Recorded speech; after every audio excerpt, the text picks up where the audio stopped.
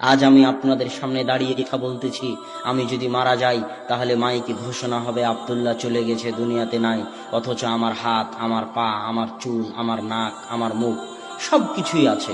তারপরও মানুষ বলতেছে আমি নাকি চলে গেছি। তার মানে আমি এতক্ষণ যে কথা বলছিলাম, তো আমার ভিতরে একটা রূহ ছিল, ওই রূহটা আমার ভিতর থেকে চলে যাবে। ওই রূহটা যেখানে যাবে সেখানে বিচার হবে। ওই রূহটা যেখানে গেছে সেখানে বিচার হবে। অতএব বিচার সত্য, অতএব কিয়ামত সত্য, পরকাল সত্য। যে আল্লাহ আপনাকে প্রথমবার বানিয়েছে তার জন্য দ্বিতীয়বার বানানো সহজ। তাই বুদ্ধিমত্তার পরিচয় দিন, নিজের জন্য কিছু করুন, নিজের স্বার্থ বুঝতে শিখুন, স্বার্থপর হয়ে নিজের জন্য কিছু করুন। সন্তান সন্ততি মানুষজন বাড়িঘর অনেক করেছেন, এবার একটু পরকাল কিয়ামতে নিজের জন্য কি নিয়ে যাচ্ছেন তা একটু দেখুন। এই জন্যই কিন্তু আল্লাহ আপনাকে সৃষ্টি করেছে, ওয়ামা খালাকতুল জিন্না ওয়াল ইনসা ইল্লা লিয়াবুদুন। মানুষ এবং জিনকে সৃষ্টি করেছি শুধু আমার ইবাদত করার জন্য। সকাল থেকে সন্ধ্যা পর্যন্ত, জন্ম থেকে মৃত্যু পর্যন্ত মানুষ শুধু আমার ইবাদত করবে, আমার জিকির আজকার করবে, আমার তাসবিহ তাহলিল করবে, এটাই মানুষের কাজ। তাহলে খাওয়া দাওয়া, চাকরি বাকরি, বেঁচে থাকতে খাওয়া লাগে তাই খাবে। কথা মনে হয় বুঝাতে পারি? বেঁচে না খেলে তো বেঁচে থাকবে না। বেঁচে থাকতে খাওয়া লাগে তাই খাবে। খেতে হলে একটু চাকরি করা লাগে তাই চাকরি করবে। কিন্তু আসল কাজ কি? কথা বলেন না যে আসল কাজ কি? ইবাদত করা। আসল কাজ এই চাকরি বাকরি, জমি জায়গা, এগুলো আসল কাজ নয়। এগুলো বাঁচতে হবে তাই করতেছেন, না হলে মরে যাবেন দুনিয়াতে। বাঁচতে হবে তাই করতেছেন। আসল কাজ হচ্ছে ইবাদত করা, আসল কাজ জিকির আজকার করা। কিন্তু আল্লাহ জানে দুনিয়ার মানুষ 24 ঘন্টা আল্লাহর জিকির আজকার করতে পারবে না। মুসা আলাইহিস সালাম জানতেন দুনিয়ার মানুষ 24 ঘন্টা 50 ওয়াক্ত সালাত আদায় করতে পারবে না। এই জন্য আল্লাহ বলেছেন, ওয়া আকিমিস সালাতা লিযিকরি। দুনিয়ার মানুষ আমি জানি তোমরা 24 ঘন্টা পারবে না, তবে অন্তত পক্ষে, নিম্ন পক্ষে, যে কোনো মূল্যে সারাদিনে 5 বার আমি আল্লাহ আমাকে স্মরণ করিও। আল্লাহু আকবার। স্মরণ করলে আল্লাহর কোনো উপকার আছে তা নয়, স্মরণ করলে আপনারই উপকার আছে। আজকে আমাদের আলোচনার যেটা মূল বিষয়বস্তু, সেটা হচ্ছে আপনি যা করেন না কেন আপনারই উপকার। স্মরণও যদি করেন তো আপনারই উপকার।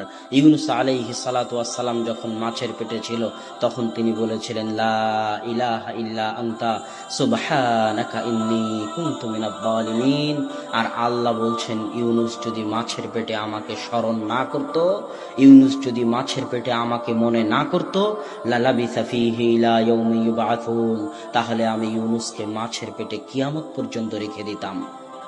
আল্লাহ বলছেন, ফাযকুরুনি আযকুরুকুম। দুনিয়ার মানুষ, তুমি আটলান্টিক মহাসাগরের অতল গহ্বরে, আফ্রিকার জঙ্গলের অতল গহ্বরে, বিশাল মরুভূমিতে নির্জন যেখানে থাকো না কেন, যখন থাকো না কেন, তুমি একটা নগণ্য সৃষ্টিজীব হওয়ার পরও আমি মহাপরাক্রমশালী আল্লাহকে যদি স্মরণ করো, যেখান থেকে স্মরণ করবে, যখন স্মরণ করবে, আমি আল্লাহ তখনই সাড়া দিব।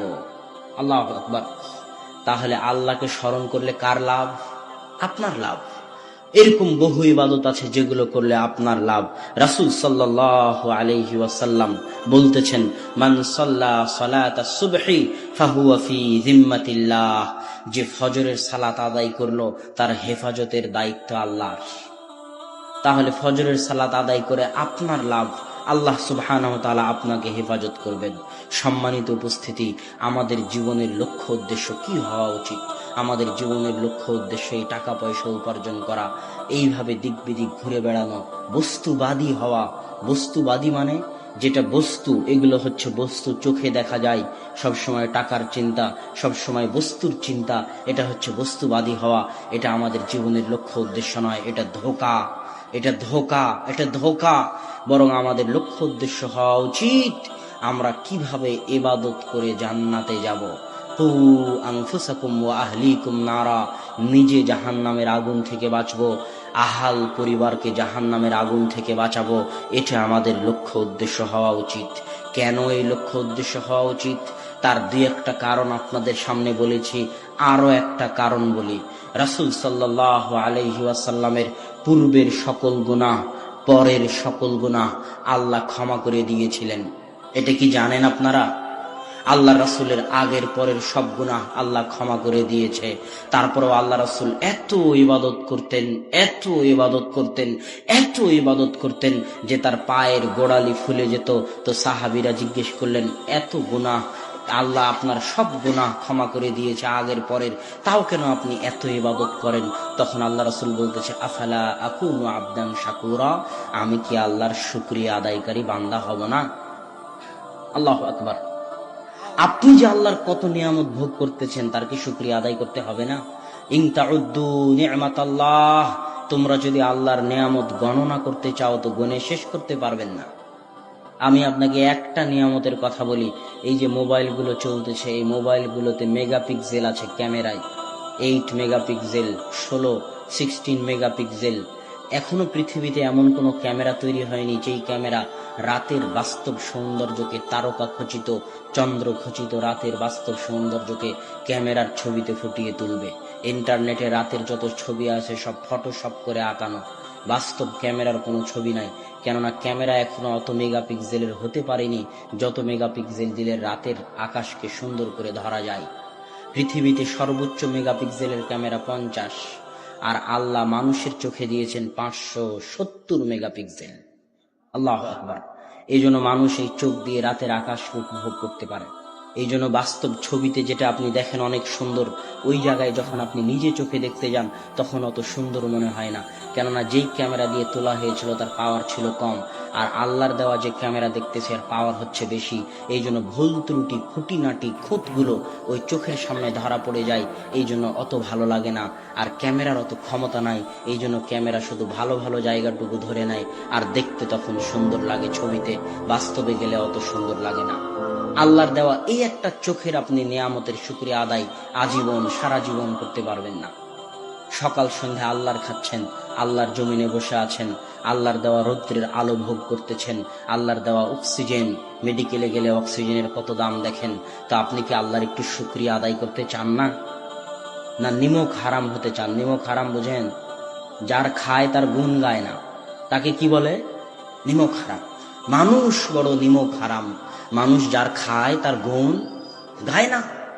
মানুষ খায় আল্লাহর, পরে আল্লাহর, জমিনে থাকে আল্লাহর, আল্লাহর সূর্য, আল্লাহর আলো, আল্লাহর বাতাস, আল্লাহর অক্সিজেন, আল্লাহর জীবন, আল্লাহর মৃত্যু, আল্লাহর চোখ, আল্লাহর নাক, আল্লাহর কান, আল্লাহর মেধা, আল্লাহর বুদ্ধি, আল্লাহর টাকা পয়সা, আল্লাহর জমি জায়গা সব মানুষ ভক্ষণ করে।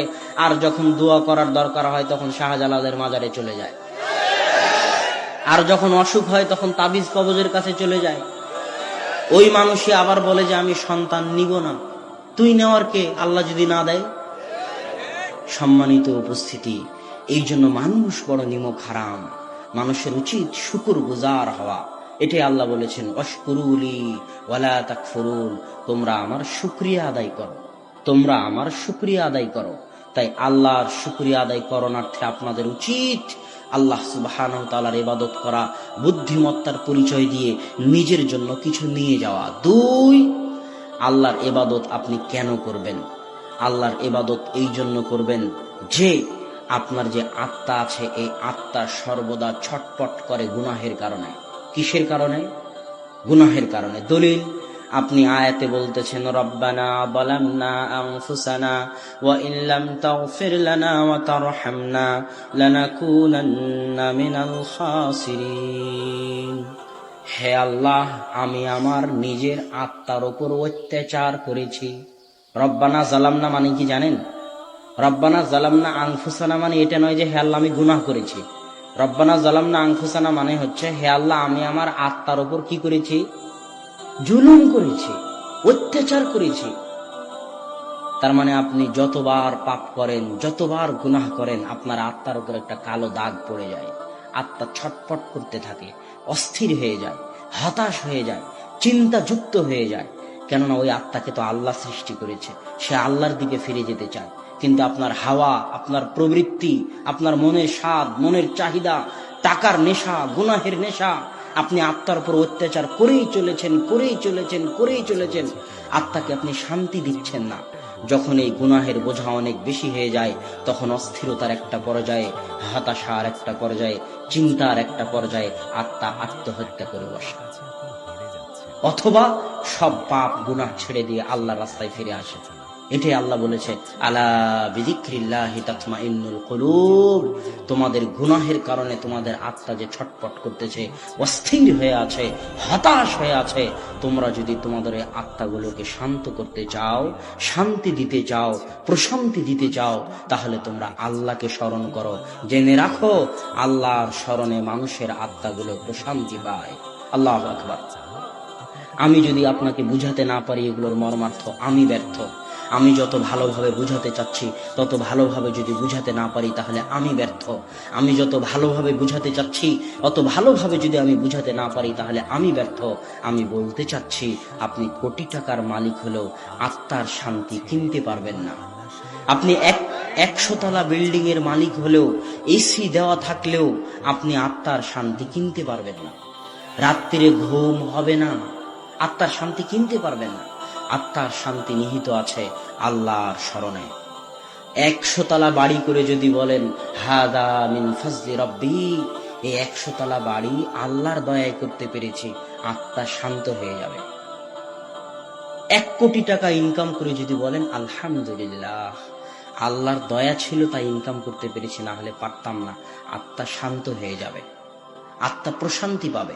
না হলে যত কোটি টাকার মালিক হন, যত বড় বিল্ডিং বানান, শান্তি কিনতে পারবেন না, আত্মার প্রশান্তি কিনতে পারবেন না।